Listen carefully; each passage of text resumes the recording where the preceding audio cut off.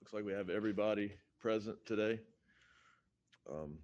First, we'll have adoption of our agenda. I'll take a motion to adopt. So moved.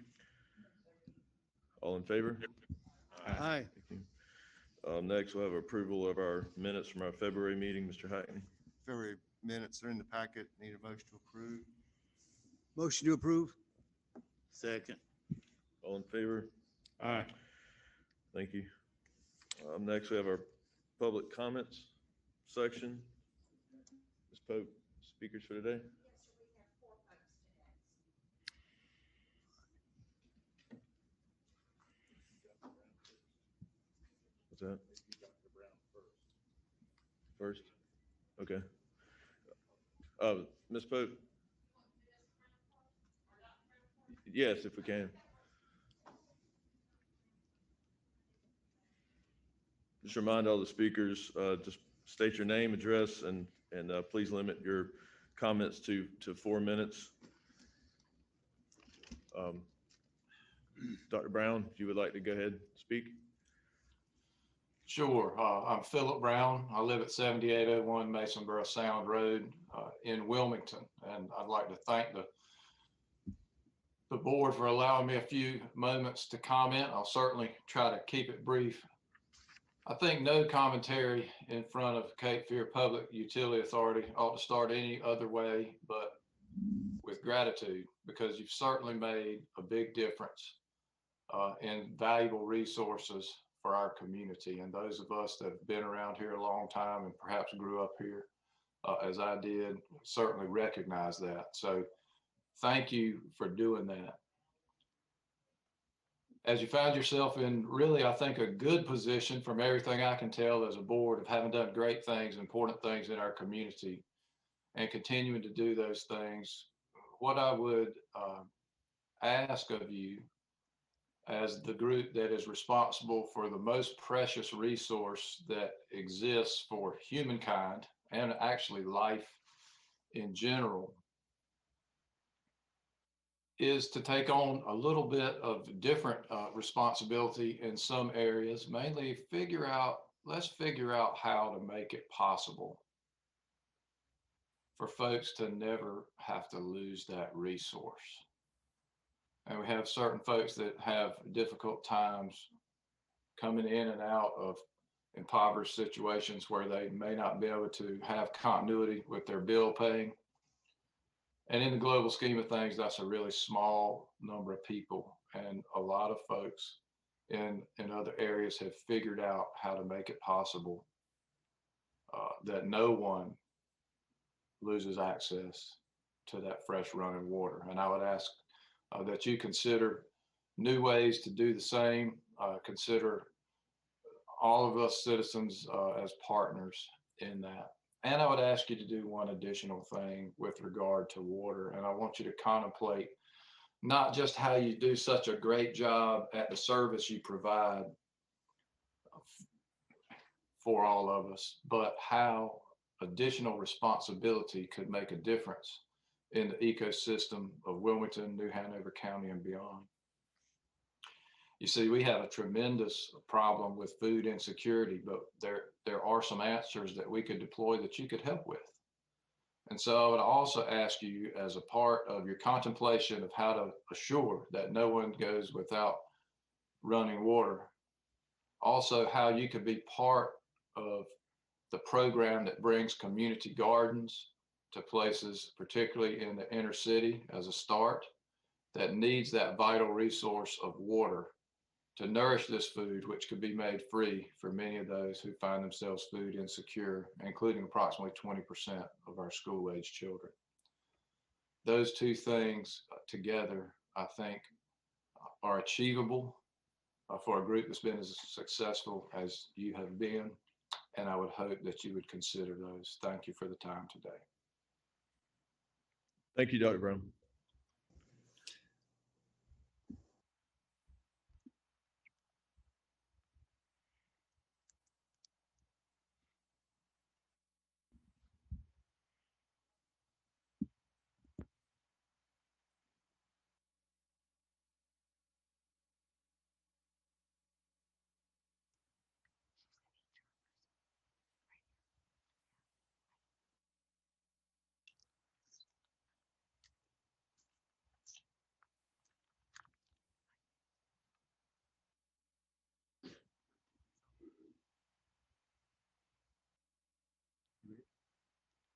Good morning.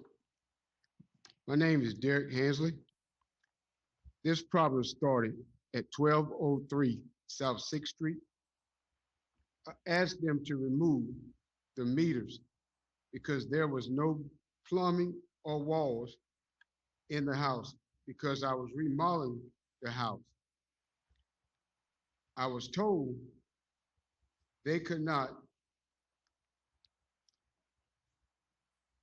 This went on for years. I have a house at 2905 Cooper's Court that I own with a tenant in the house. The tenant left the bill in my name, and a bill was attached to it from 1203 South 6th Street. I tried to make payment arrangements.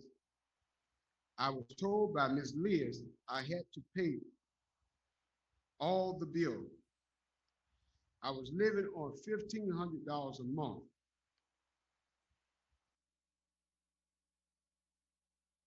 When they cut the water off, I now live on $700 a month. My tenant had to move out in October of 2019. I have been without rent since. I'm not making any money and I can't pay on the bill. I talked to Bobby, which works for Cape Fear Public. She was trying to make a payment arrangement with me by putting a down payment deposit, which I do not have. I got hurt on my job in 2013 and have not worked since. I applied for disability and has been denied 5 times. I went back and asked them to remove the meter again. There's a lady told me how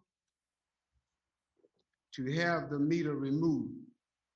There is a breakdown in training because if I was told that in the beginning, I would not be in front of your board. Thank you for allowing me to present my case. I look forward to hearing from you soon with a solution. Thank you. Thank you, sir. Yes, sir.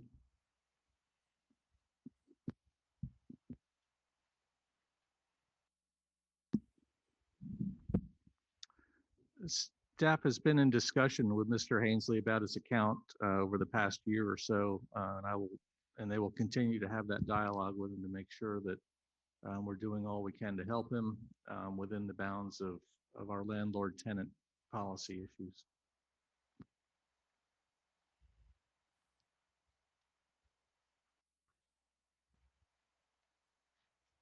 Good morning. My name is Maria McIntyre.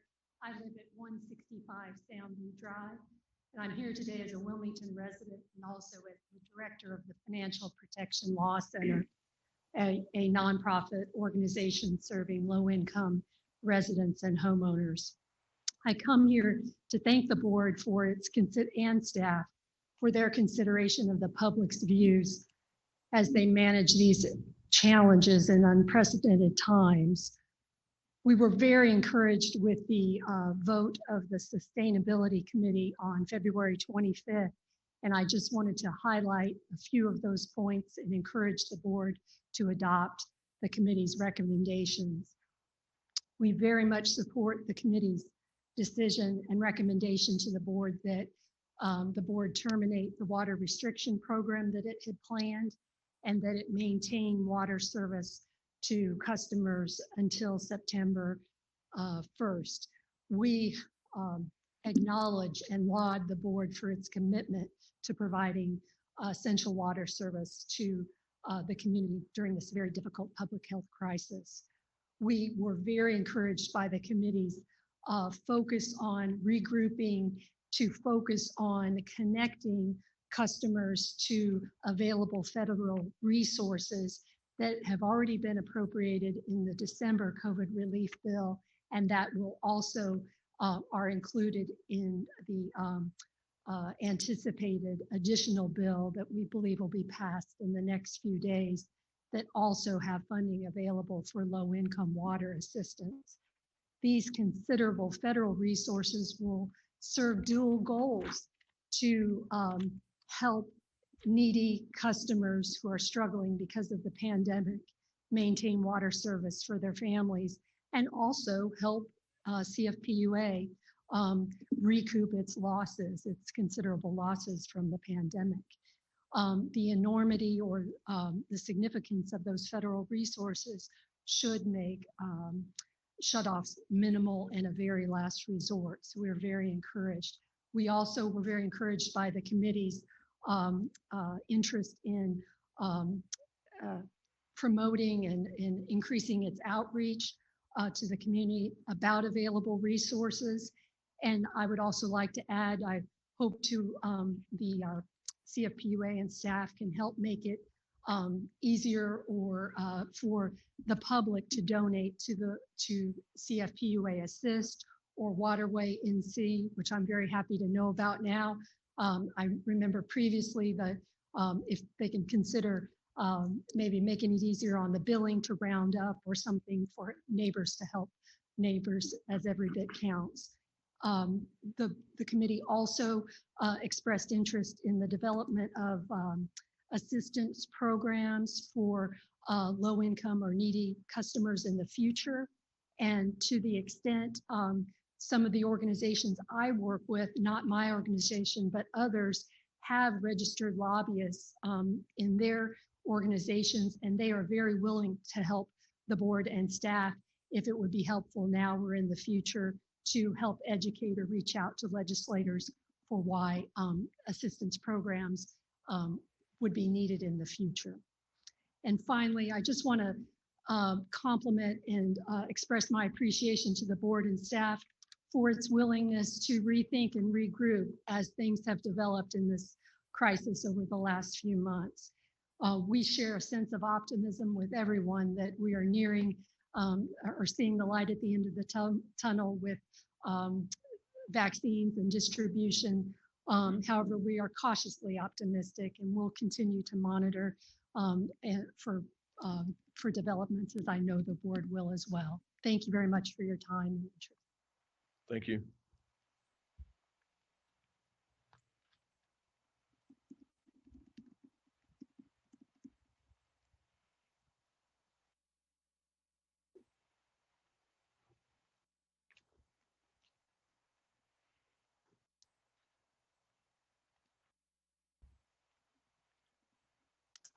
Good morning, Andre Brown, 1209 Mears Street, Wilmington.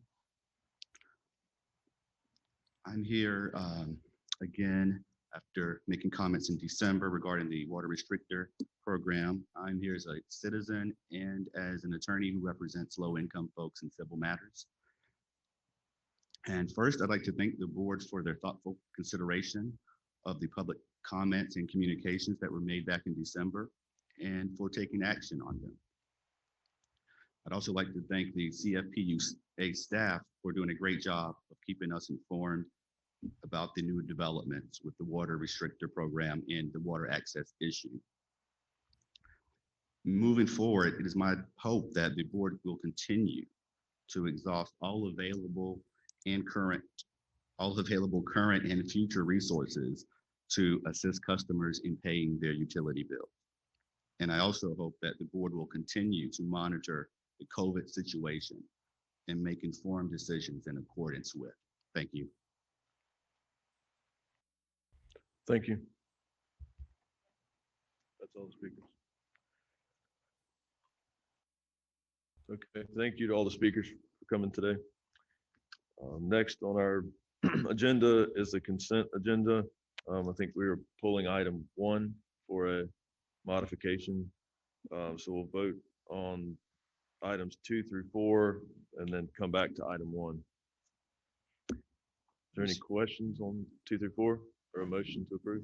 Mr. Chair, I'd like to make a motion to approve numbers 2, number 3, and number 4 in the consent agenda.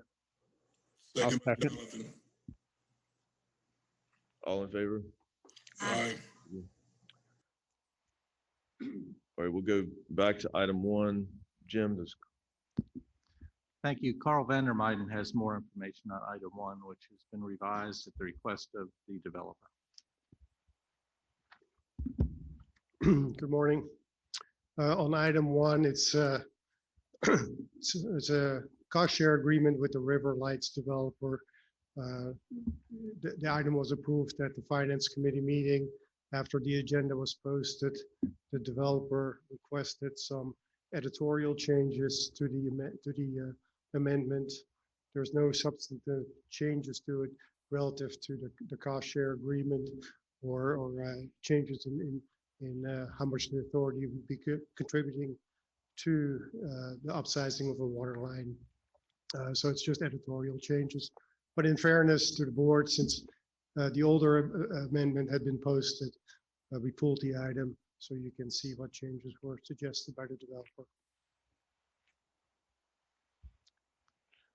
Thank you, Carl. Anybody have any questions or a motion to approve item 1? Mr. Chair, Carl, I just want, I think you said it, I just want to make sure it's really clear that there's no increase or decrease in, I think it was like the 71,000 that we were, our part of the share of upgrading that pipe from 8 inches to 10 inches. That's correct. It's a 71,000 and change estimate. The percentage on how that is calculated is the same percentage that will be used on the actual construction cost. Thank you. Mr. Chair, I move we approve that number 1 of the consent agenda. Second. All in favor? Aye. Thank you. That's all for our consent agenda for today. We'll move on to new business. Administrative reports. Linda, any attorney's report? Thank you. Executive director's report. Jim? Thank you. You'll find the key indicators reports, the environmental reports, and the safety report in your packet. No surprises there. They all look good. Staff is here if you have questions about any of the items there. We also had a discussion in the Finance Committee about demands from the development community in terms of the number of plans that are being submitted, our capacity to keep up with that demand, and our response to the continued growth in our community. And we support that. We certainly are part of the development community. We partner with them. And over the last year, I would have thought a year ago, given what we were facing, we would have seen a reduction in demand and development in terms of number of inspections, plan reviews. We actually saw them increase over the last year. So all indications that we're seeing in our discussions with developers and others is that this will continue. And this is part of our role, is to work with developers to review engineered drawings, to inspect their work, and to do that quickly. The faster we can do it, the more we can help facilitate proper growth and make sure it's done well. I can say that our staff that are in the field and in the office that do this work are at capacity. And with the expectations that this is going to continue, and we didn't see a downturn in the last 12 months, the Finance Committee discussed adding a new position to that function to help keep up with the expectations. I've had discussions with Carl Vandermeiden, who oversees this group, and he sees continued demand as well. Normally, we would ask for new positions or recommend new positions as part of the budget process. We're into that now. We'll be getting a presentation on the budget soon. But given that this is an external demand that appears to be continuing, and we've been likely will continue, it makes sense to consider authorizing a position now so that we can begin advertising and filling that position ahead of July 1 when the new budget would become effective. So we would recommend that the board consider authorizing a new position in the plan review group to help look at the plans as they come in, get them approved, work with contractors, developers, and engineers to make that happen. All in, a position like that is about an $80,000 to $85,000 per year expense. Given where we are in our current fiscal year, here we're in March. By the time the board does authorize it, by the time we advertise and fill it, we'll be near the end of the fiscal year. So this year's budget impact will be limited, but it would give us a jump on next fiscal year in terms of getting that position filled as we head into the spring and the summer when there tends to be a lot of activity. So the staff recommendation is to add to our roster a new project engineer or a project manager. We haven't fully scoped out which, but to add a new position in the plan review group to work with developers and engineers to help facilitate the plan review and construction process. With that, Carl and I would be glad to answer any questions that you may have, and Lori McCoy, our HR director, is here as well. Mr. Chair, Mr. Charlie, Yes, Mr. Rodenbach. Jim, has there been any thought or any discussion regarding a temporary hire, or has this just solely been concerning with a permanent hire? We believe a permanent hire makes the most sense. This type of work, it's helpful to have someone who is really on our team that we work with consistently and regularly so that they understand our standards, build that relationship with the development community. And since 2016, we have seen a continued growth in the number of inspections that are performed. So we're not seeing any reduction, and our staff is currently at capacity. So we really don't have the ability to just ask staff to do more. We've done that. We've shifted some duties around, and the growth seems to continue. All right.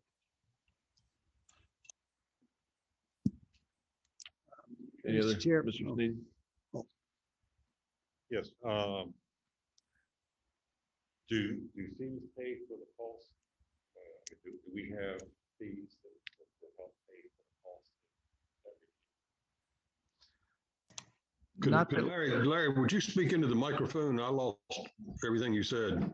Okay, I was asking whether we have fees to pay the application fees that pay for the cost of the plan reviews. Any fees that we have wouldn't recover the salary and other expenses. But certainly as growth is occurring, it means we're adding new customers to the system and our community is growing. So a lot of kind of secondary revenue happens with that, but we don't have a recovery that certainly would cover the cost of the salary.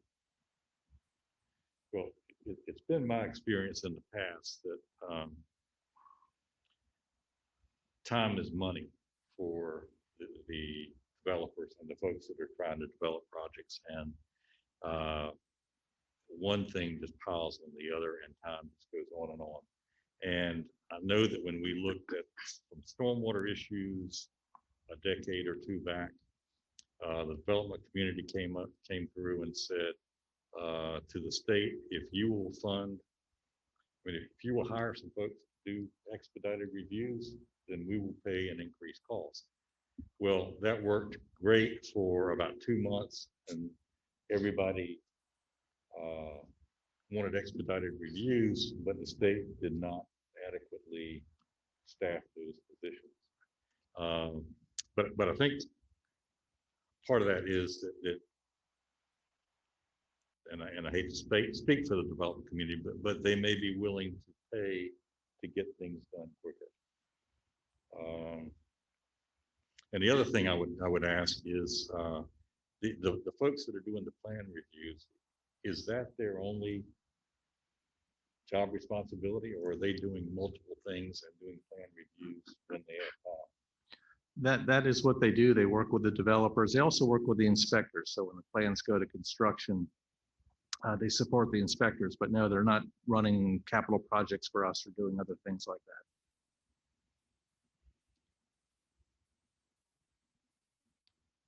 Mrs. Upton? Thank you, Mr. Chair. I think the demand is clearly demonstrated. I know in our key indicators under development services, which is on my page 82 in the packet, we see in this February 288 building permits reviewed, which is the highest in a 12-month period. It doesn't go back beyond that. And I know we're experiencing over the county similar issues with our inspections department and our plan review. The demand is huge, and I guess my concerns are slightly in a different direction. Is if we need this person, and it seems clear we do, we better get on it yesterday. The difficulty is finding people who are certified and have the ability to be able to do this kind of work, which leads me to the next thought, which is, are we offering enough to be able to attract the kind of person that we need to do that? I know that the 85,000 that was mentioned before is all in, including benefits, but a lot of employees take a look at, what's the pay rate. So I'm assuming that 85 boils down to about a $70,000 a year. Lori, I know you're here. How does that, you understand what I'm talking about? Is this enough to attract the kind of talent that we need? Sure, I'll be glad to answer that. So to answer your question, yes, we're comfortable with that. We just completed a comprehensive compensation study and felt comfortable that our grade ranges as well as current salary structure was very healthy. So we feel comfortable that given the pay rate as well as the benefit package that we'll be able to offer, that we'll be able to attract the candidates. From my thought or my point of view, we should get this out as quick as possible, because so that we can take advantage of that talent pool that you believe is out there. Thank you. Yes. Any more comments, questions? You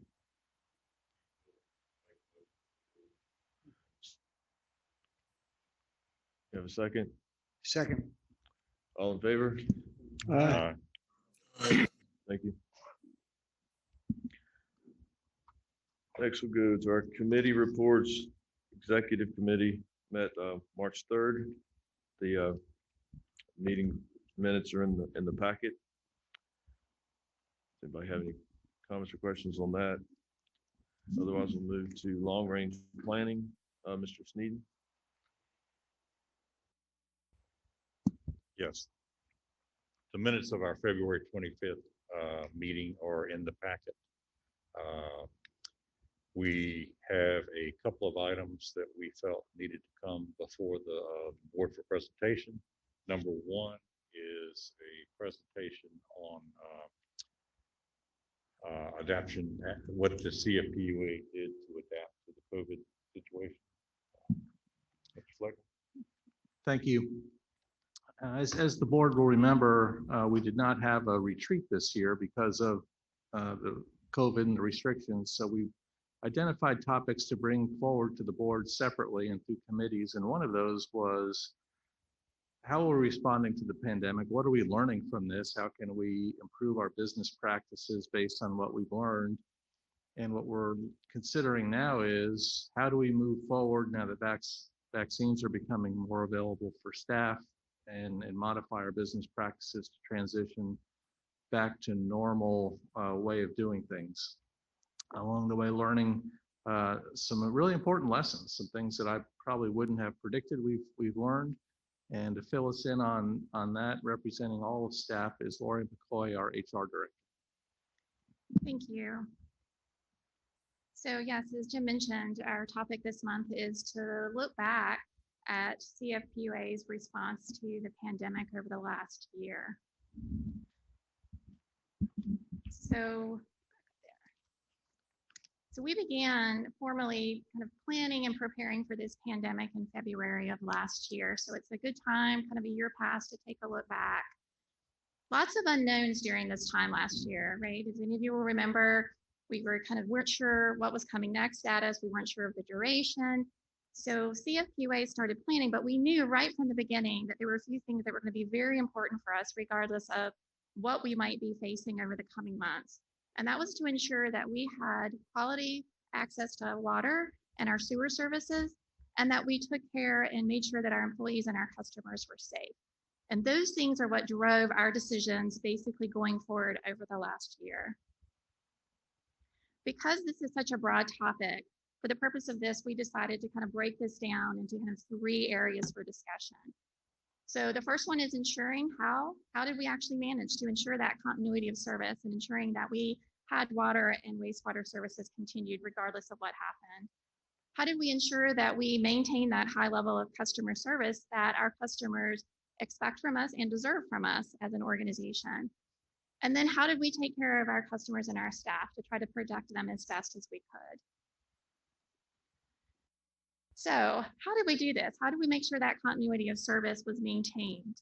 A number of things here on your slides, I'll kind of hit a couple of highlights, but what I'll tell you is that each department is very unique, right? And they each have their own needs and different ways of operating. So what we found is that each department typically would look at their area and make adjustments as needed. And then we would work together to share ideas. And many of those ideas would cross over into different departments. So just a couple of quick examples. We did a lot of kind of remote work, moving people around. We spread out where we could. Some employees found themselves either working from home or maybe working opposite schedules as other employees. We would deploy employees straight from home to their work site rather than necessarily having them come in and check in on a site location before they went out into the field.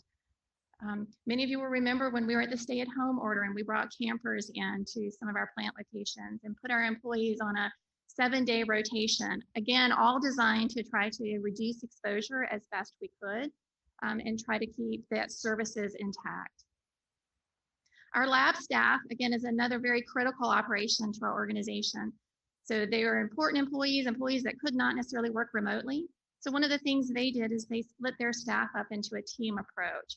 And so they had 2 different teams running and they stayed completely separate from each other, scheduled separate. So that way, if one team found themselves exposed and needing to quarantine, we had a secondary team ready to come in. That idea made its way across the organization and in many different areas as well. So looking at customer service, I'll tell you, our customer service team has not missed a day. They have not missed a beat throughout this last year. They have continued even during our stay-at-home order to just take care of our customers. Now that might look a little different at times. If they couldn't necessarily see the customer face-to-face if our lobby was closed, we made sure we found alternate ways, whether that was through the telephone, email, chat, all of those different avenues, just to be sure that our customers were getting care that they needed and getting their needs taken care of. We did things like expanding our self-service options. So customers that were more interested and could kind of manage their account at their fingertips, they had that opportunity. We added a kiosk into our lobby, things like that, just to be sure that there were multiple ways that our customers could be taken care of, but also minimize exposure as best we could.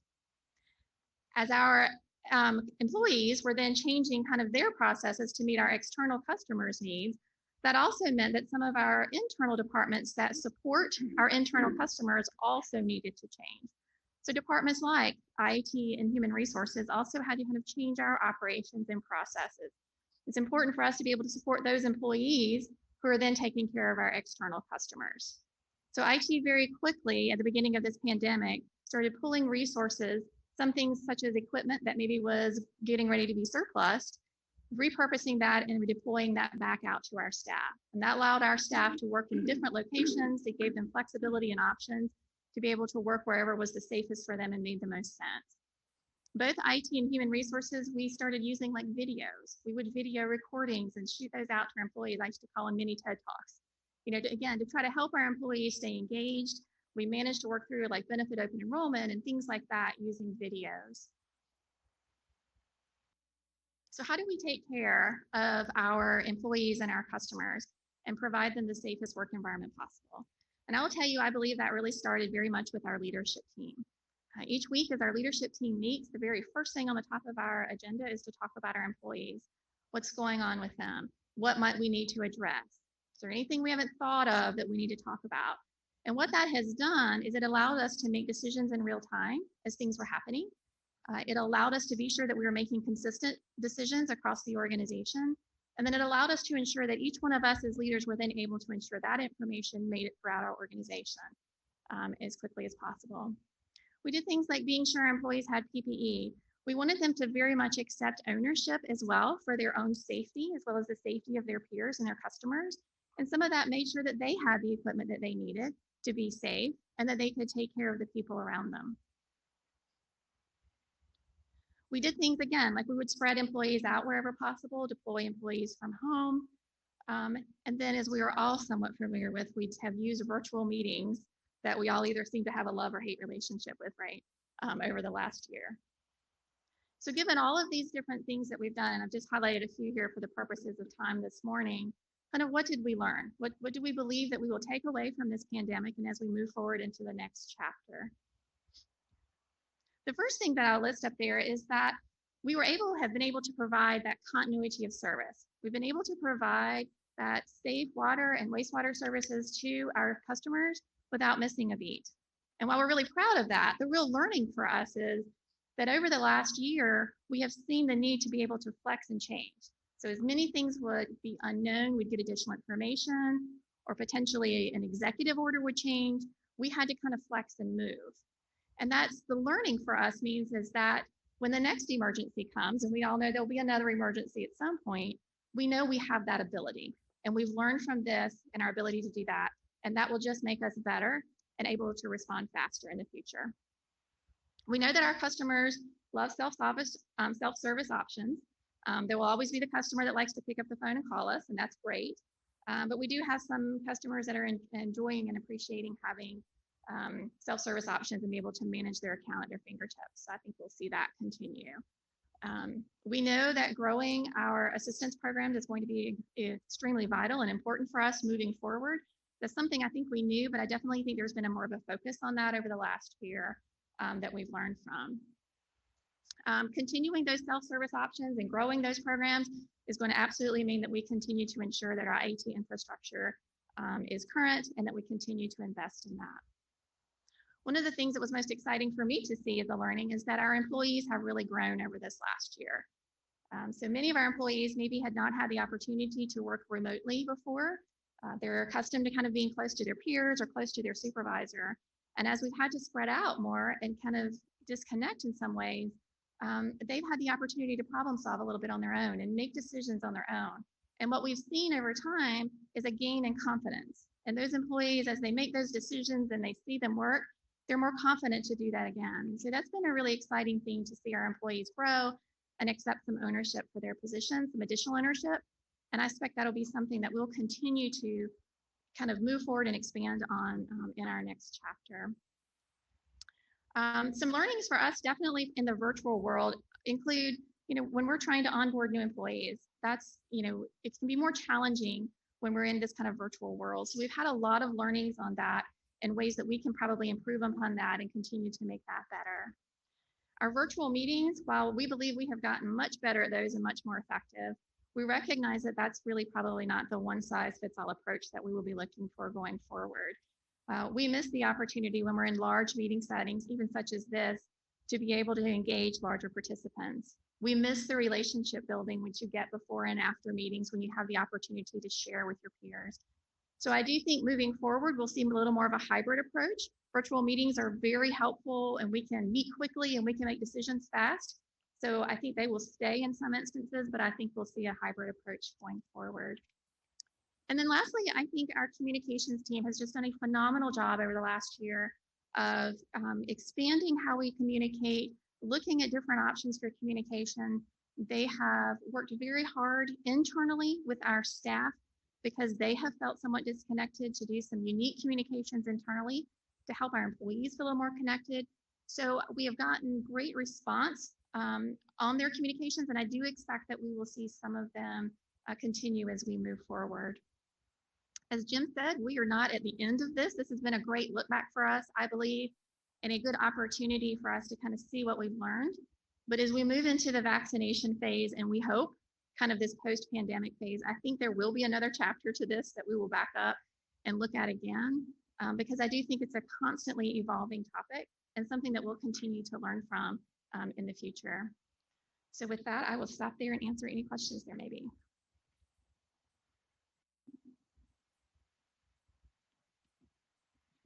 Thank you. Thank you. Thank you.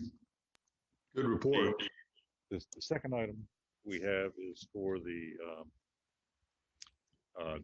draft capital improvement program. And I think out of all the things that this organization does, and well, it is probably the top thing is the capital improvements program, the plan.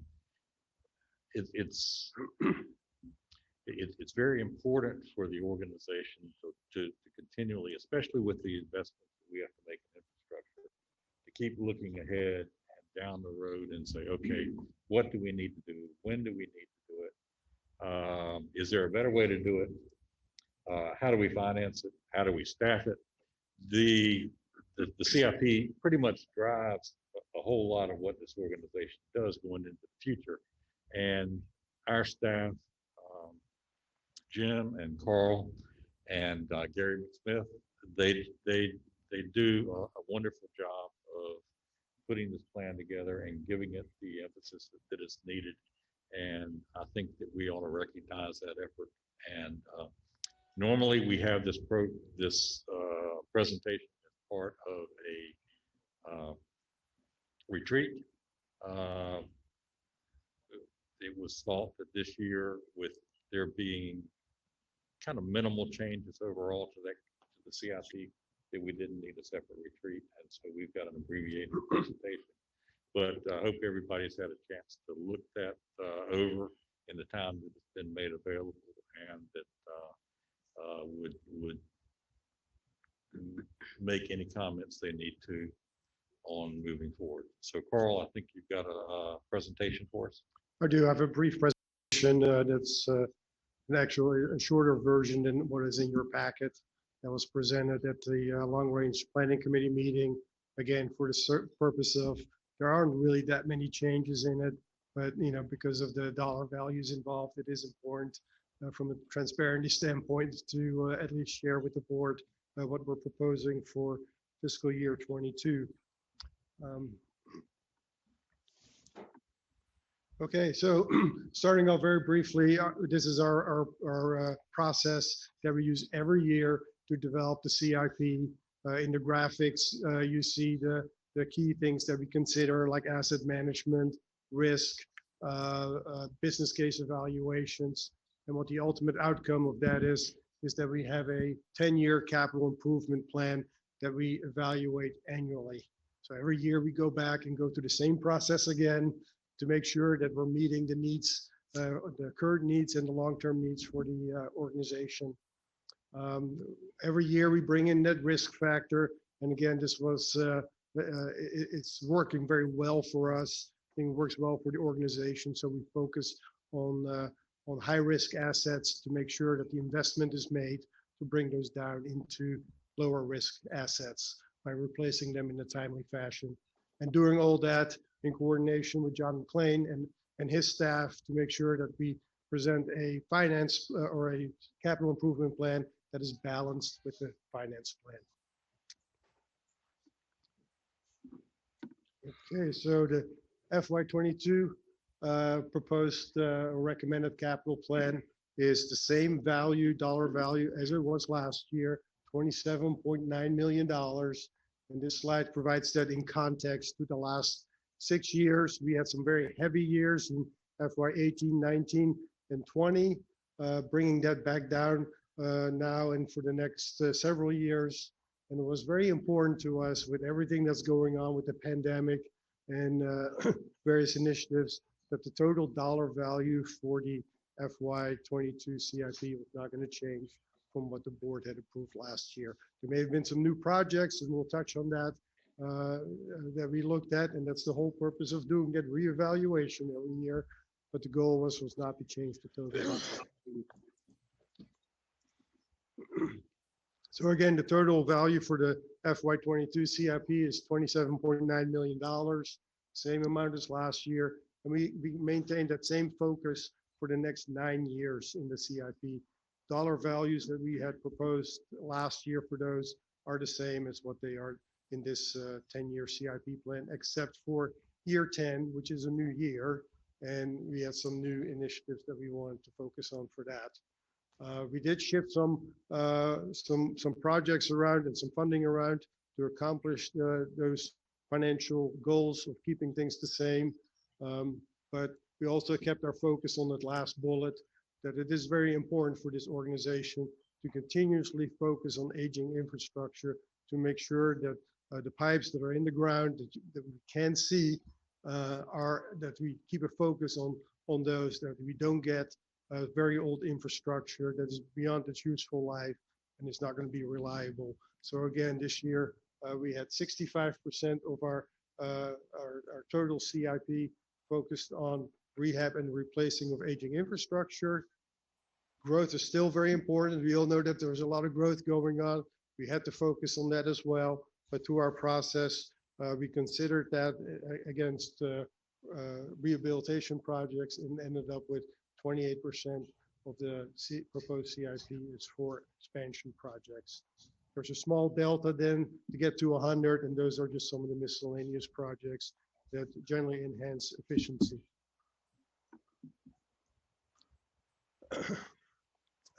This is the CIP by value. So these are the top projects, the top 10 projects. So they make up about 70%, these 10 projects, 70% of the FY22 CIP. And I will only focus maybe on the top 4 because it's a nice balance between rehab and replacement and growth projects, where the first one is our typical find it, fix it sewer rehabilitation. It's a state revolving loan funded initiative that we're doing. It's a project primarily along Fifth Avenue, replacing water and sewer lines in concert with the city of Wilmington. So it's a great partnership in terms of construction coordination with them and getting the funding from the state through a low interest loan. The next 2 are projects that we have discussed at various times in the last 6 months, I believe, that address growth, particularly in the southern part of our service area, due to higher density as well, that we have to construct some new infrastructure. And then the last in the top 4 would be work, again, in the rehabilitation category to address some aging infrastructure at our Southside plant, keep that plant performing well until the entire plant can be upgraded in the 10 to 15-year horizon.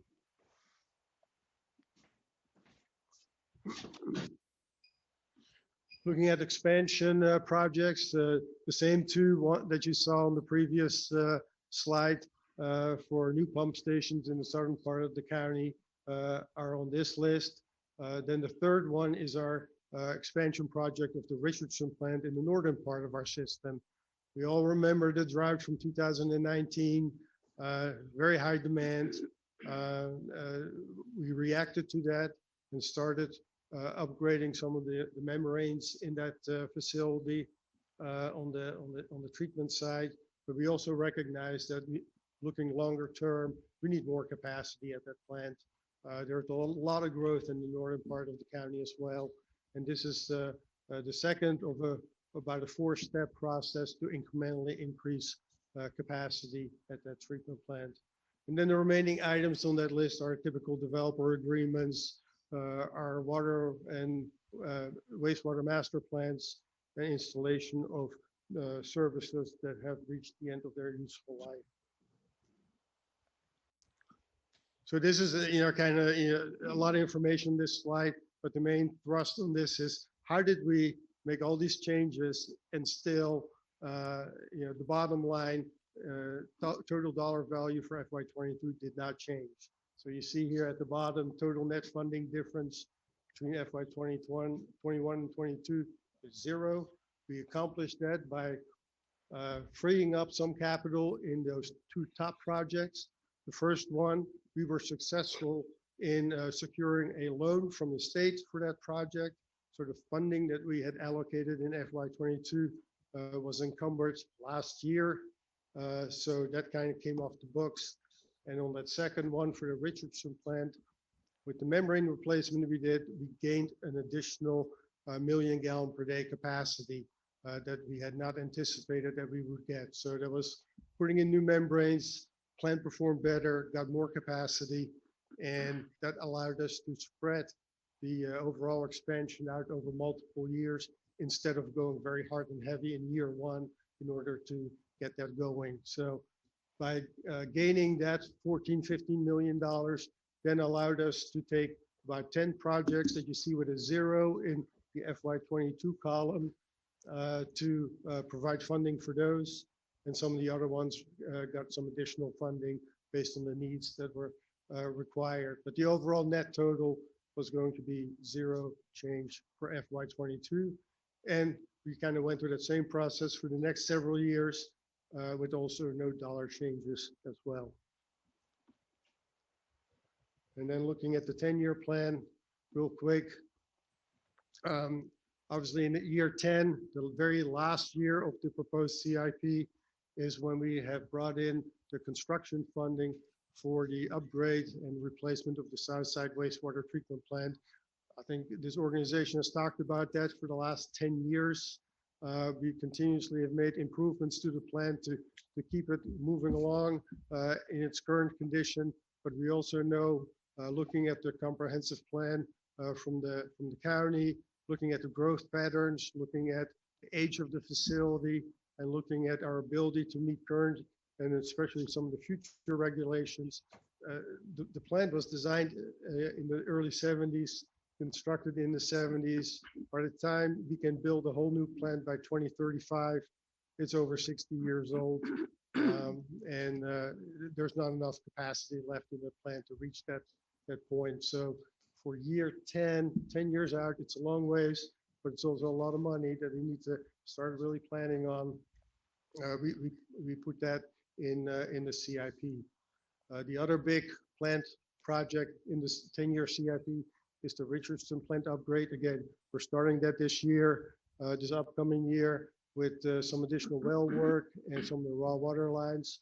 But overall, it's a $21 million project that is spread out over about 5 years in order to upgrade that plant from a 6 million gallon per day to a 9 million gallon per day facility. And then again, from a high level, aging infrastructure in the 10-year plan, still a very important focus. I did not include the Southside plant in that. So it's about 50% of the CIP is our typical normal rehab and replacement of aging infrastructure.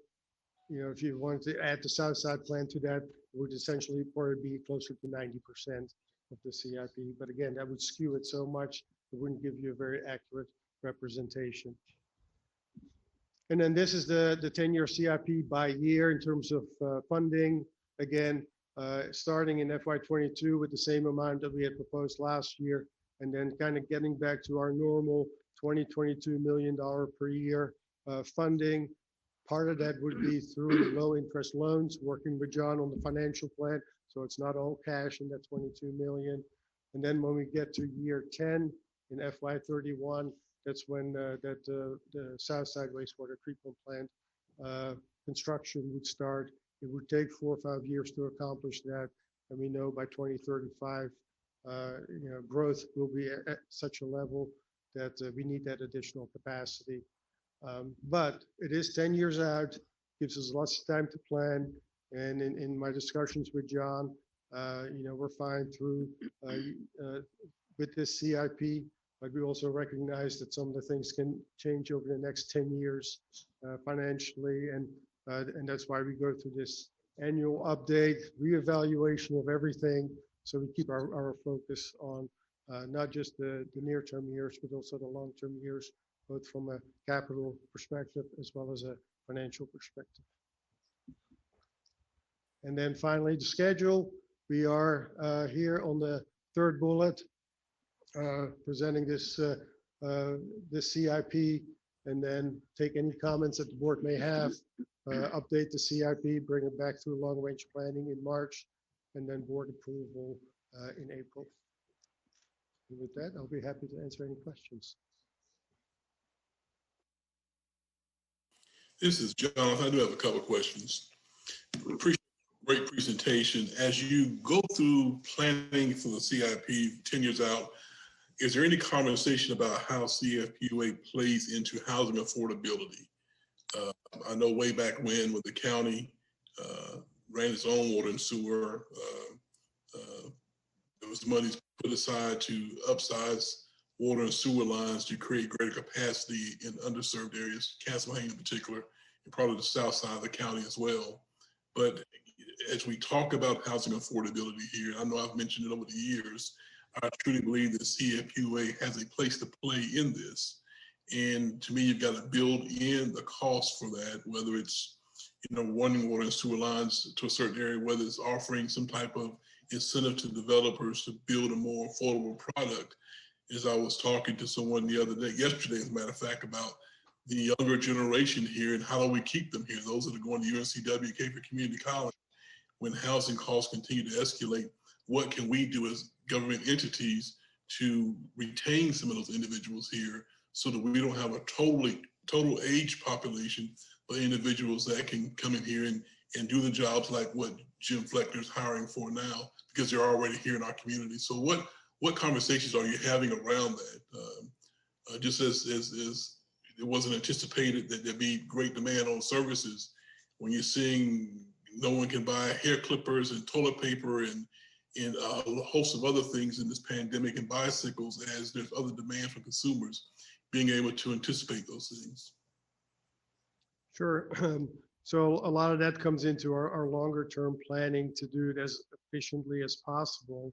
And I think a good example of that has been, how can we, meet the growth patterns, but at the same time doing it in a cost effective way to keep rates low. And I think, what we, accomplished along the 421 corridor and working with the county, and similarly on, work that we're doing currently with New Hanover County on the Sidbury Road utilities and engaging the development community in that.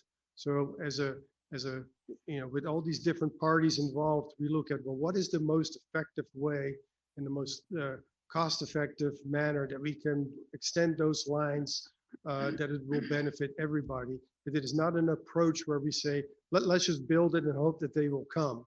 That is not the approach that we're taking. A lot of it is very strategically done on where are the growth patterns, and then engaging with various partners on how can we build that infrastructure in a way that it remains affordable. When you say longer term, we're in the crunch today, not 5 years from now, but we're actually in that crunch today.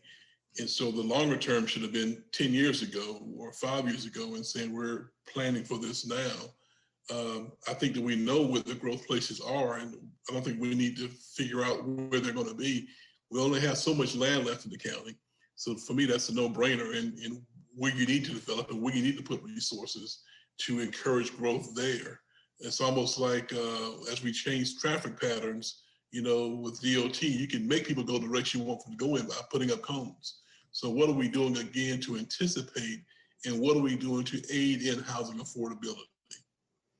And I still haven't heard an answer to that question yet. Well, Commissioner Barfield, I think it's still to make, expanding the system in a cost-effective way, but also to,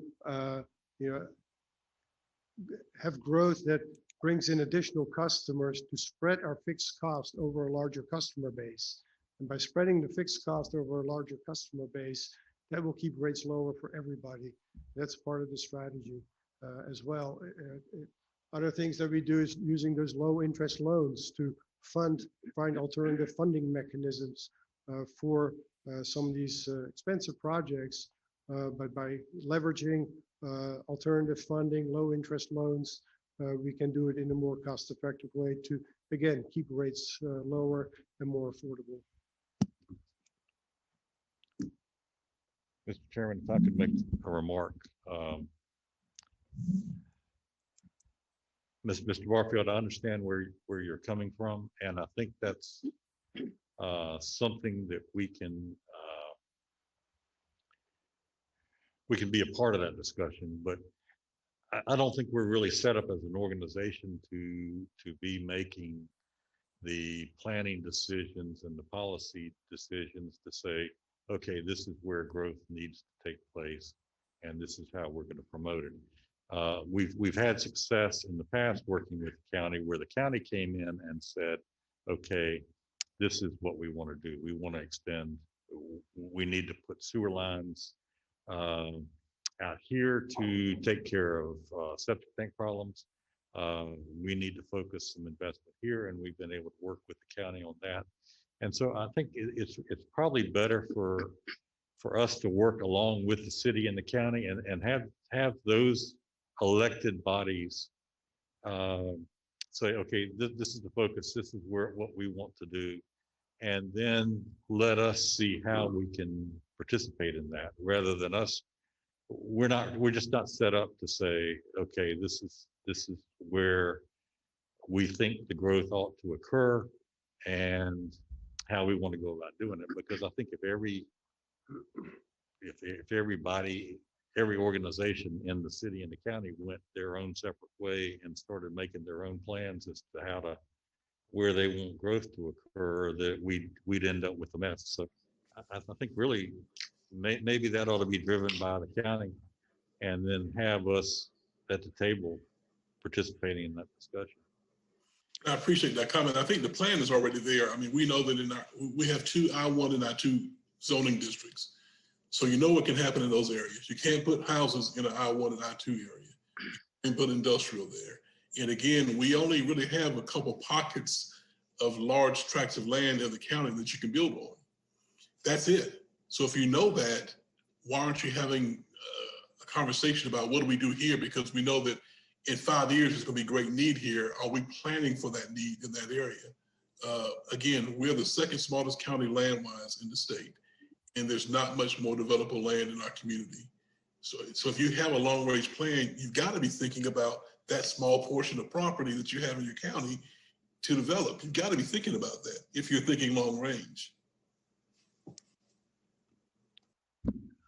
Mr. Chair. Yes, Mr. Thank you. Jonathan, it's Rob. I would counter with, and maybe it's just been a part of the long-range planning committee that we've looked at. We've got a couple of, I would say, even aggressive plans that we've already developed, certainly the Blue Clay Road and the Sidbury Road. We see the growth that's happening there, and we've already got a plan to take about the first, 25% of Sidbury Road, and working a public-private partnership with DR Horton Homes to start move that. But on the books, we've, I think, done a good job through Carl and our engineering department. We know where that growth is happening out on Sidbury Road. So providing the trunk lines essentially there, I think where I fall in full alignment with you, Jonathan, is how do we get that off the trunk line to those individual homes or those individual communities? And I think we've seen the beginnings of some of those partnerships like we have with Habitat for Humanity, where the county or the city and sometimes even CFPUA find a way to make it less expensive for the builder or the developer by picking up some of that cost, so they can lower the overall cost of a house or an apartment complex by sharing in some of those costs. I think that is one way to kind of get to what you want. I agree with you philosophically. I think we already have the plans on the books for the basics of it. It's now getting down to the granular level. How do we get that water and sewer to those individual houses? Our future, in my mind, and also, and I've beat this drum before, is we cannot put another septic tank in New Hanover County. I know we can right now technically, but we have got to get away from that. You're absolutely right. The second smallest amount of land, 199 square miles, yet we're the third most densely populated county in the entire state of North Carolina. That's a lot of people and a lot more coming in a very small area that's actually shrinking if you look at the erosion that's happening along our coastline. Thank you. Mr. Chairman. Mr. Chairman. Yes, Mr. Ogle.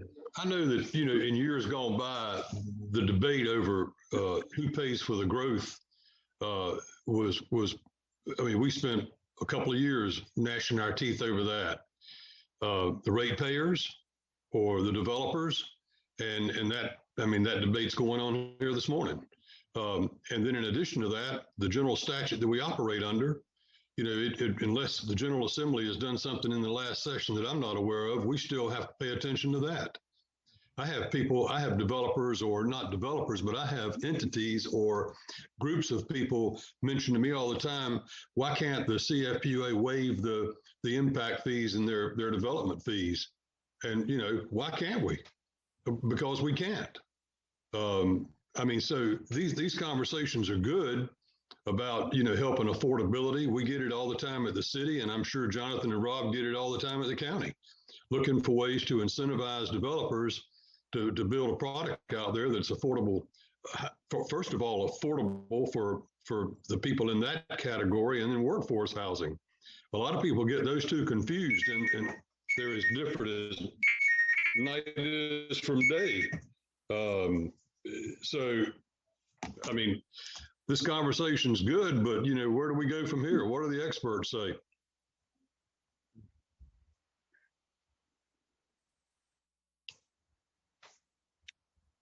Mr. Chairman? That was all. Yes, well, we do have a growth policy that as Mr. Ivanbart mentioned, we've spent a considerable amount of time going over that growth policy. In light of this and some other things we're bringing up on the agenda today about water and how to support that community, could I suggest that maybe we have maybe a little time to get our thoughts together, and then perhaps a joint meeting of the long-range planning and sustainability committees, and just discuss how we might want to fit into some program, or what we can do as an organization that we can promote affordability and sustainability, and take care of these needs that we seem to not be able to take care of due to legislative requirements or our charter. Mr. Chairman and Commissioner Barfield, thanks, Larry. So yeah, the Sustainability Committee is working really hard on affordability, which has been a project here at CFPUA for years. And we think we've got some creative ideas. Staff is doing a tremendous job sort of pivoting and rethinking some of our sort of traditional approaches. And Christy's actually going to go through some things we have for the short term today. But I was going to circle back when we got to sustainability and coming from the other end on affordability, there is some wiggle room, we think, and we're trying to be very creative. So obviously your water bill is a part of your house affordability. And I think there's some low hanging fruit. But I think it would be great to put the two committees together for that subject. I think that's a good suggestion. Well, I do appreciate this conversation. I think sometimes it's like this pandemic has made everybody think differently and do things in a different way, because you couldn't do it the way you've always done it. And to me, it's important that we always have that right brain working and think, how can we do things in a different way? Because 5 years from now, it may be a whole other system going on to where, if we're not thinking 5 years down the road, we'll be obsolete, so to speak, as many businesses that were here are no longer here because technology is advanced. So I appreciate this conversation. Chair, I'd like to add, and Carl, I'd like, I know you and I have spoke somewhat about this, but I'd like to bring it into the forward-thinking, especially when we're talking about a 10-year CIP, and that has to do with the overall capacity of the Cape Fear River and the flow. I know we've in different committees have mentioned the work that's happening right now with who's going to control lock and dams number 1, 2, and 3. But going beyond that, the interbasin transfers, which is again a large political issue that seems like it's distant from us, but they are entities that are at the upper parts of the Cape Fear River, Cary being one of them as a township, et cetera, that are putting great demands on the water that eventually flows down to us, and what the allotment is coming out of Jordan Lake. Again, these seem like distant issues. Well, they're not distant anymore with the completion of the raw water line over in Brunswick County. We've now reached the capacity that were allotted to pull out of the Cape Fear River. That includes CFPUA and Lower Cape Fear Water and Sewer. Let me repeat that. We're allowed to pull 106 million gallons a day out of there. Combined, we've now reached that cap. And when they turn on the switch for the raw water line, which will be sometime later this year, that's it. Unless we can get a more of allotment. I think we need to be intentional in our thinking, especially when we're looking at 10 years out, about the amount of water that we have coming down to us. Because after all, our distribution system is only as good as the amount of water we have available to us. So I just wanted to put that on the radar. Thank you. Thank you. Mr. Chairman, that concludes the very brief and concise report of the Long Range Planning Committee. Well done, Mr. Sneed. Thank you. That was a good discussion. Appreciate that. Move on to Finance Committee, Ms. Adams. Okay, the minutes from the March 3rd Finance Committee meeting are in your packet.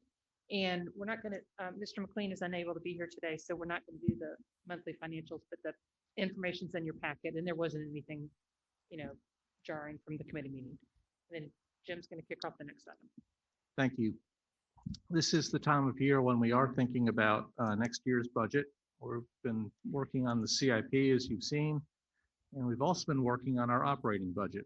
And that discussion is something that's done internally, initially, meetings with staff, department heads, all the operating units to understand what we need to run this organization in the next fiscal year. And a big part of that is making sure that when we bring forward a budget, it is the leanest budget that we possibly can, recognizing that every expenditure we make is affecting affordability and rates.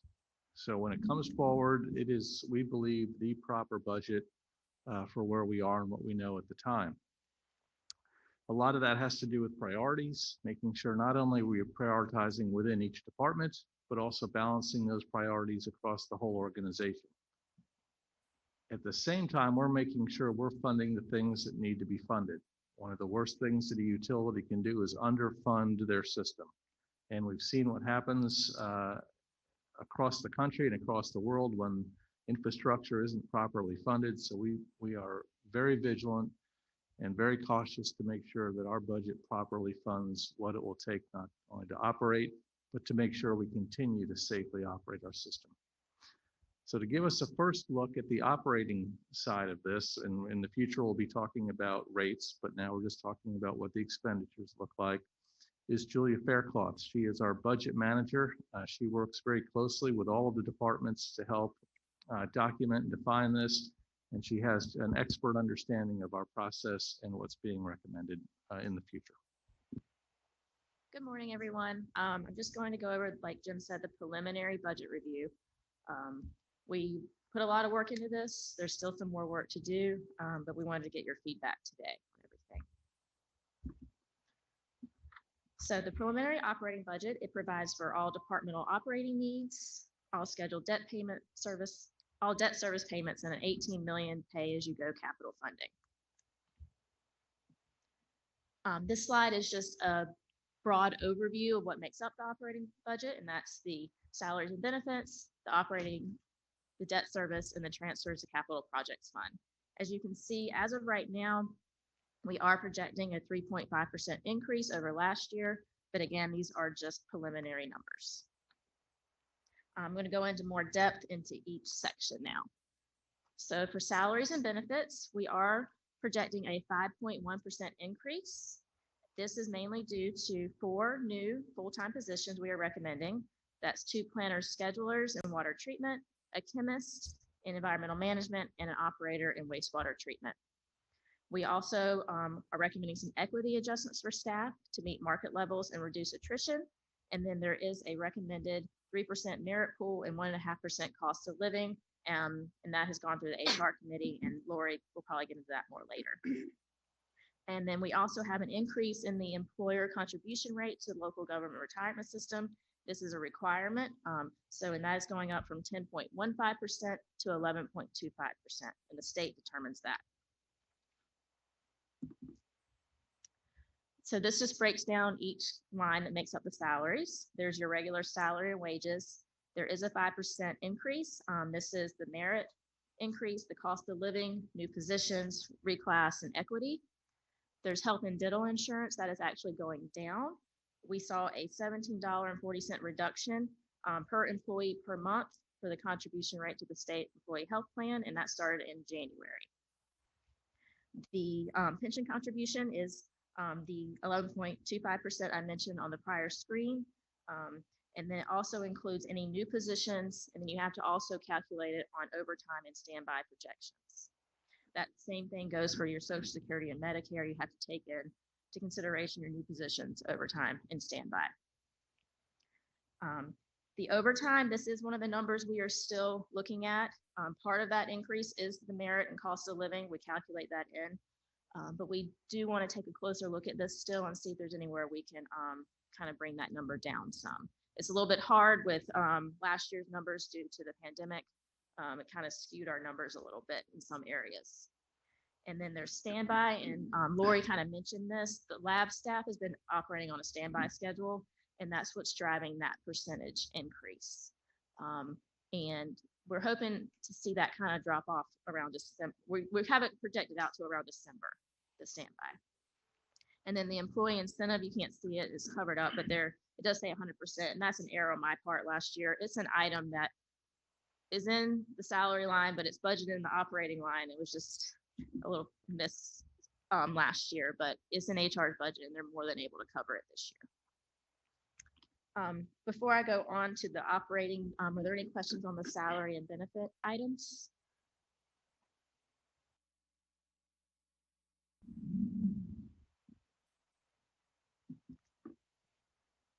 Okay, this is our operating budget, and I've got it broken down by department. I've got the dollar increase or decrease as well as the percentage difference. The percentage difference may look high on some of these, but the actual dollar amount is not large. For instance, the authority board, that's primarily to cover additional expenses for having the meeting at the convention center to maintain the social distancing. And then administration, you do see a 21.6% increase there. That is due to our additional community outreach we are doing with WWAY and WECT, as well as additional legal fees we are anticipating in association in accordance with the Kim Moore's lawsuit. The HR number actually will be going down. It did have a comp and class study that we're going to be removing. So that was only going to go up $2,800. So on the next presentation, you'll see that number come down. The information technology, that is being driven by licensing. And on the next slide, I'm going to get into some of these bigger numbers. So we'll discuss that one in a minute. The engineering admin, that looks like a big increase. It's not dollar-wise really, and that is due to some CIP database management the group wants to do and updating their electrical specs. So as you see, their next line, their engineering is actually going down. We have the second part of the water audit to do, but it's only about half the cost of the first part, which we're doing this year. So that's that decrease. The next one is the centralized maintenance, and that is going up due to an ARC flash study and some enhancements. I'll get into those on the next slide. There's water treatment, and then wastewater treatment also going up. Utility services, the EMD, lab management, safety group, customer service, and the non-departmental insurance. All of that I'm covering on the next slide, why those are increasing. So we are projecting right now, like I said, this is preliminary, 11.6% increase to the operating expenditures. And these are the main drivers of that. The software licensing, you can see we're projecting a $477,000 increase. And this is due to the Microsoft D365 being fully implemented. We are weeks away from the finance side starting. And as you know, the customer service side has already started. And so it's just additional licensing fees to run the ERP. And then we are also seeing an additional increase to our server hardware platform that runs our virtual servers and desktops. Insurance is going up as well. This is a projection from our broker, an additional $385,000. This is property, wind, and hail increase. That's due to catastrophic events that have happened over the last 2 years, as well as an automobile increase that the carriers are passing on to us based on their losses. Raw water, we are projecting an increase of 310,000. This is due to a 19.4% increase in the purchase rate and a 0.5% growth rate. Residuals, we have an increase of 200,000. That's due to a digester cleaning at Southside that will increase the amount of residual we have to haul. And then some influent growth over the fiscal year, as well as some annual contract increases. We have some additional easement clearing the utility service group wants to tackle. This would be in addition to what they currently do, and we would outsource it and hire a contractor to do it. It would be to really clean up some of the debris that has accumulated over the past few years due to the hurricanes, and it would be focused in environmentally sensitive areas and those that are harder to access. The next line is monthly billing, and I'm going to go into more depth in that in the next slide, so I'm going to skip over that one.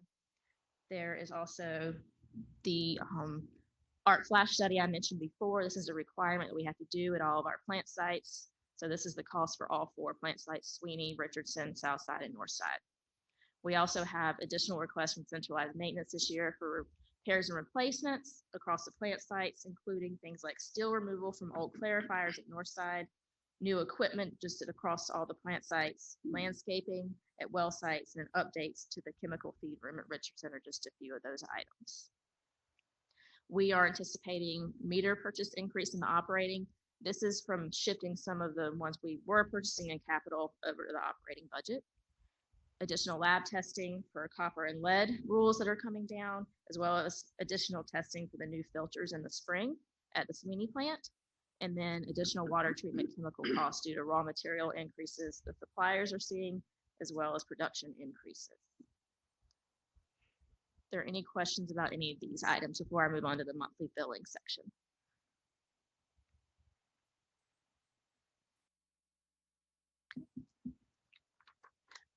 As you all know, we currently bill on a bi-monthly basis. And over the past few years, the board and staff have discussed moving to monthly billing to help our customers.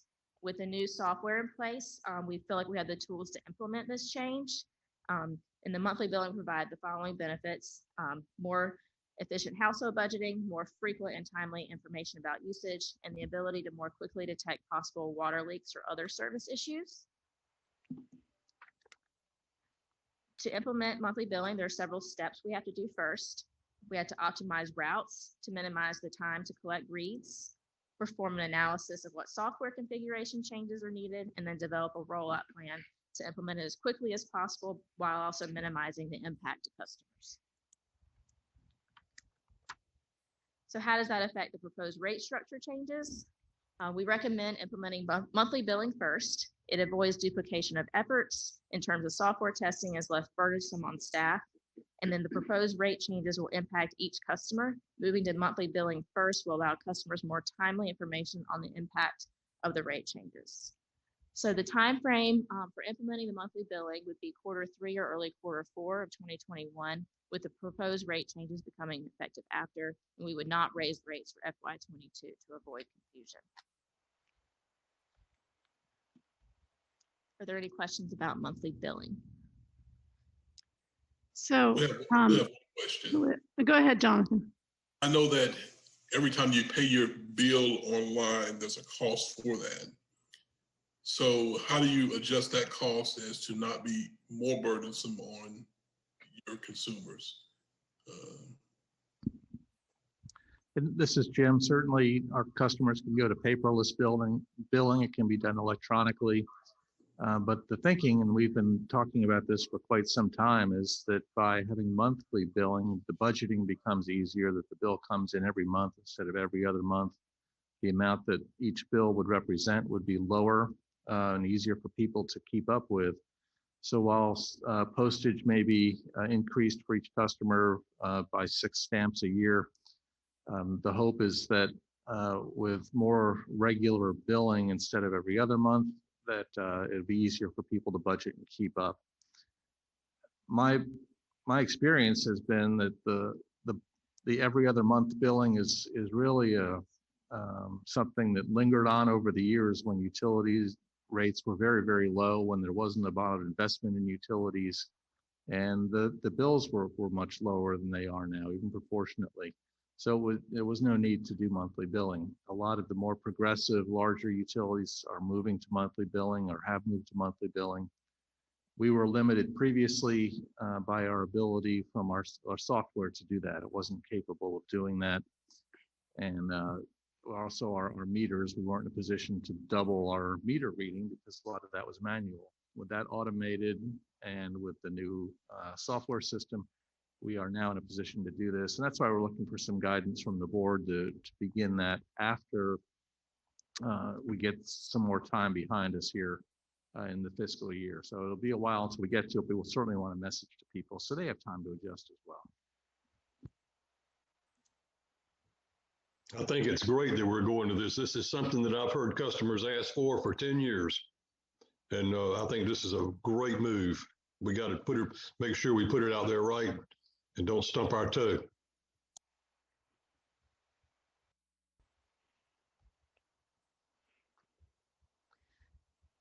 Is there a reason why we're not sure if we can start in Q3 or Q4? There are some steps we need to take to make sure that we have to change all of our reading routes because they were set up on the old system. We need to do it much more efficiently. So there's a quick study we need to do to optimize that. There's some software changes we need to make sure are in place before we get in. And as Councilman Rivenbark mentioned, we've got to get this absolutely right. And we want to make sure we have the time to do that deliberately. While we're doing that, we'll be messaging that. And we do want to do this ahead of the rate changes that we've been talking about so that people will be getting feedback on their consumption and the charges more regularly. So we want to do it in that order. And that's why we're doing this deliberately and over time.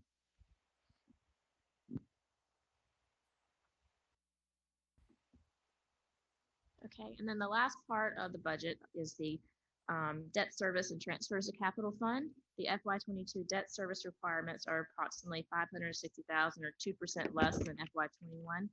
This decrease is a result of the early payoff of the state revolving loan and the reduced interest payments on the 2019 A bonds. And then the recommended FY22 budget does include the $18 million in transfers to the capital fund, and this is the same as last year.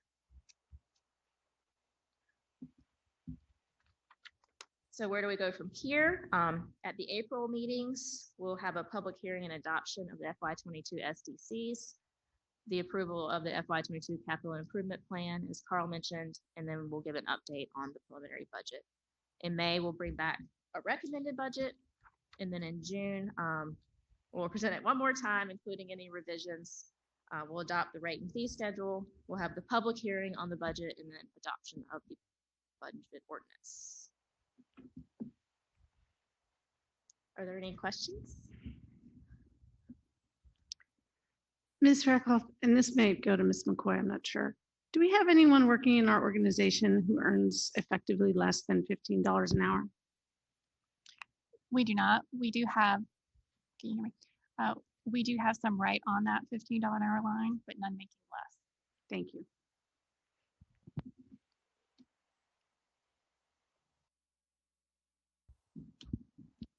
Well, thank you. We will be continue our work on the budget and be bringing it back to the board over the next couple months for more discussion and more input, all headed toward a June adoption. And we certainly appreciate the input and comments. Thank you. Next, we'll go to the Sustainability Committee. Dr. Cannon. Yes, the committee met on February 25th, and those notes are in your packet. We, as we've talked about today, a couple of different times, we've been looking at affordability in our committee, and I appreciate the rate changes that were adopted last month. We need to bring folks to the table who can get their accounts current, who can afford to do that. And the flow restrictor protection program, we've let that go for a variety of reasons. It wasn't going to accomplish what we wanted it to. We are short-term, we think, in a good position to get people to get their accounts up to date, both because we're going to make it easier for them to do that. And according to what I'm reading, Congress is about to cut the poverty rate by 1/3 in this country, and I'm assuming that our county will be somewhere in that realm. The staff has done an unbelievable creative job putting together a program over the next 6 months to improve the accounts that are delinquent.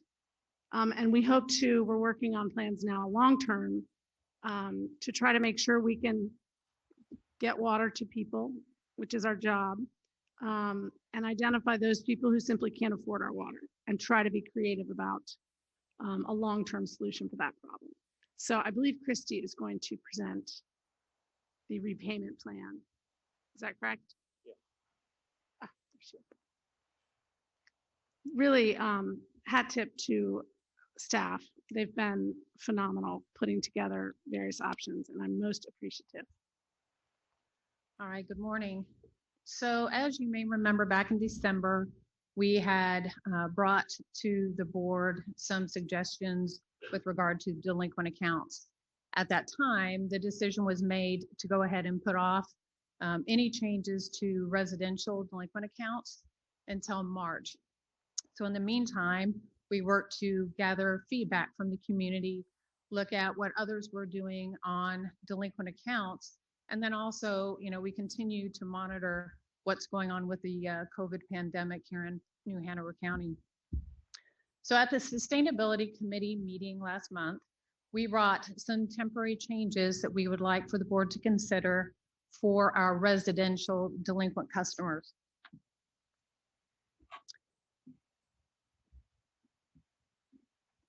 There we go.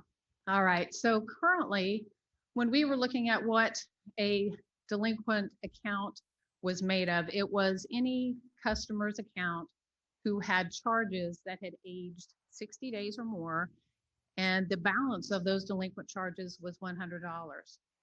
So what we're proposing is that in May, looking at delinquent accounts a little bit differently and using for residential customers a threshold of $450. That more accurately resembles what the average bill is for those customers that are delinquent. That's still, the same aging though is in place. So those charges would be any charges that had aged 60 days or greater. That doesn't mean that that's the total amount of their bill, but of the delinquent charges, they would reach that delinquency threshold at $450. So then again in May, we would look at moving all of those customers who meet that threshold onto an automatic payment plan. Our thought is that we would move those customers onto a 12-month payment plan.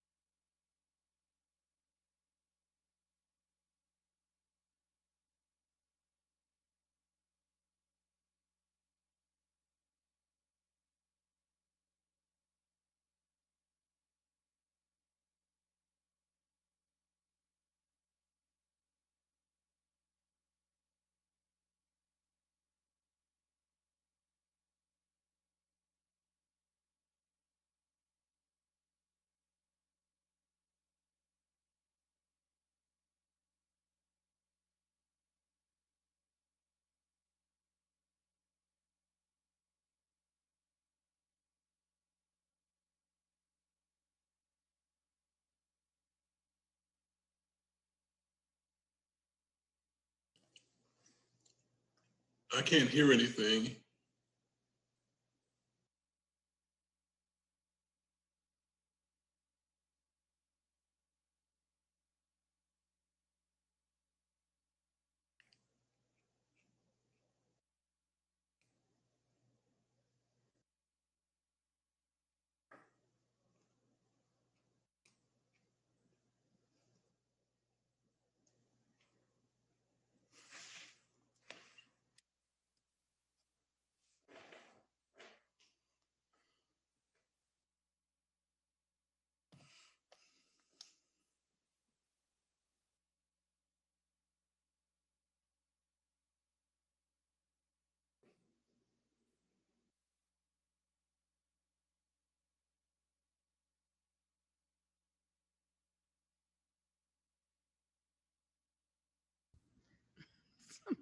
Mr. Barfield, can you hear me?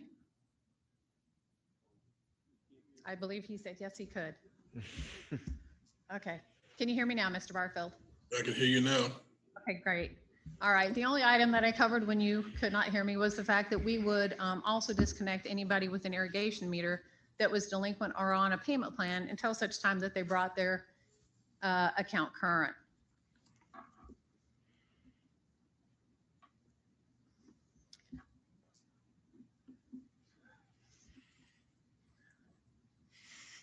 I promise I'm trying.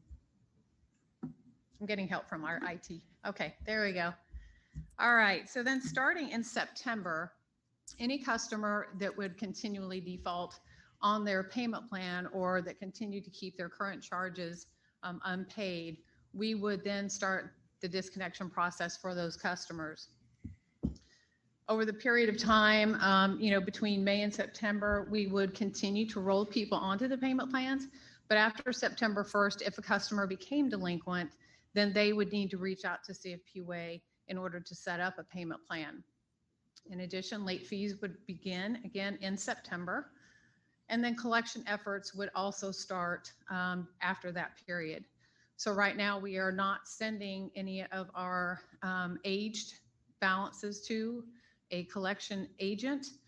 Part of the reason being is under the executive order, there was a clause within that you could not send those charges to out for collections.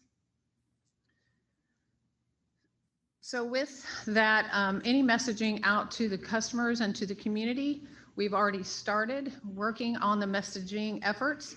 So prior to the meeting, again, we had already reached out to some of the community members to get feedback from them. In addition, we've been using the newsflash items in order to explain any of these proposed changes. And further, if these items are approved by the board, there would be an additional news flash items on those changes. In addition, we would use the paid spots on WECT and WWAY to get the word out about the changes and also to encourage payment on those plans. And then we would continue with our social media posts. And with that, I will stand for any questions you may have. Mr. O'Grady. Just to make sure I understand. So basically we're automatically going to put people on a monthly payment plan. Yes, sir. So that means we don't have to try to convince people to do it anymore. If Yes, they sir. default, they go onto a payment plan. Okay. And what if they don't pay, or if they don't pay, then they're subject to being disconnected after that? That's correct. All right. Thanks. Mr. Seville. Christy, thanks for that. Yeah, sorry. That report and that summation. How much right now do we have in unpaid bills?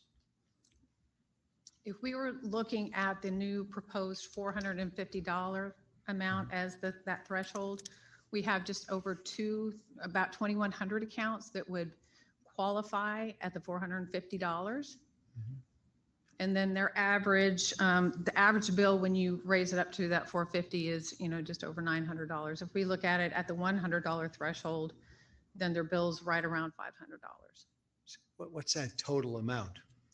The total amount outstanding, and this is for customers with an active water service, because those are the ones that we can affect. The total amount outstanding at the $100 level is 2.8 million. And if you raise that up to the 450, it's just under just over 2.1 million. I apologize. So by September, have you done the projection of how much money would be outstanding? Or is it safe to say we'd be looking at $4 million? Our levels have stayed about the same with regard to the total amount outstanding. We've seen a few customers fall off, but then the ones that are remaining as a delinquent account, their actual then average balance is increasing. So we would anticipate that with the payment plans that we'll start to see those come down. Thank you.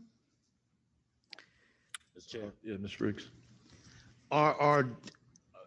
Is WWAY and WECT the only media outlets that you're using or that you're paying to get the word out about encouraging payment?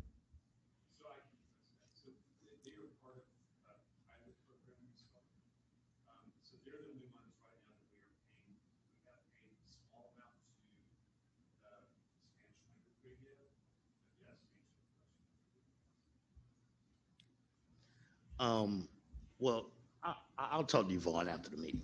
And then thank you. Thank you, Mr. Chairman. Yes, sir.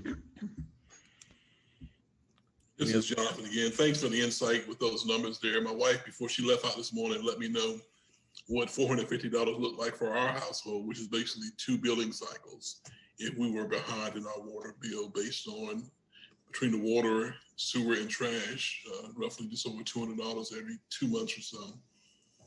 Good information to know.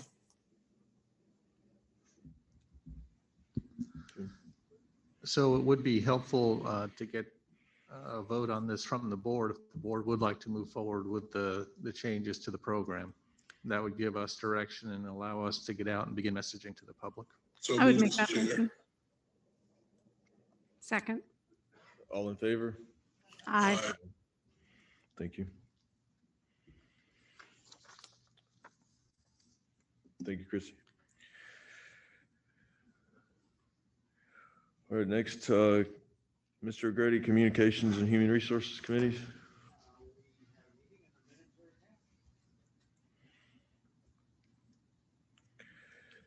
Is Human Resources Committee, is there a presentation? There's no present. Okay. All right. Thank you.